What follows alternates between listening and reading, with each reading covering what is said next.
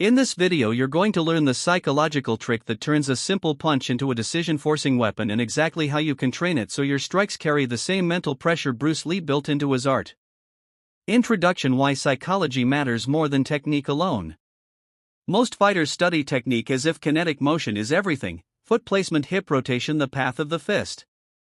Technique is essential, but without psychological control a technically perfect punch can be anticipated, avoided, or countered. Bruce Lee Jeet Kune was more than a set of movements, it was a philosophy of cutting through decision-making, of turning an opponent mind into the battleground. The real advantage Lee built into his striking was the ability to manipulate perception, compress distance, distort timing, and create choices that favor the attacker. In this script I'll explain the core psychological mechanics behind Lee JKD punch, break them into trainable elements, offer practical drills to build those elements, and show how to apply them in sparring and real confrontations. By the end you'll have a framework for making your strikes not just fast and powerful but psychologically dominant. Quick primer: what is Jeet Kune punch? Jeet Kune rejects fixed forms and emphasizes efficiency, directness, and economy of motion. When we talk about Bruce Lee punch, we're not referring to one single technique but to a family of strikes executed with intent to end the opponent decision loop.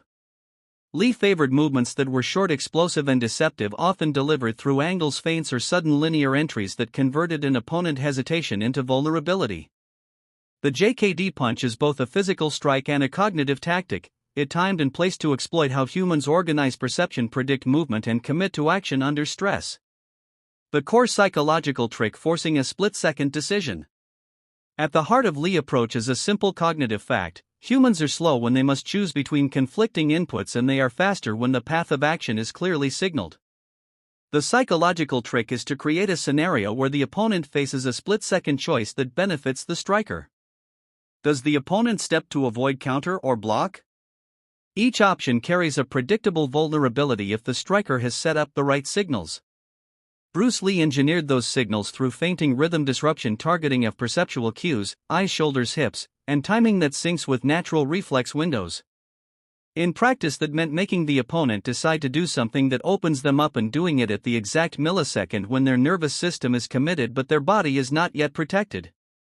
Key components of the trick: perception, anticipation, and commitment.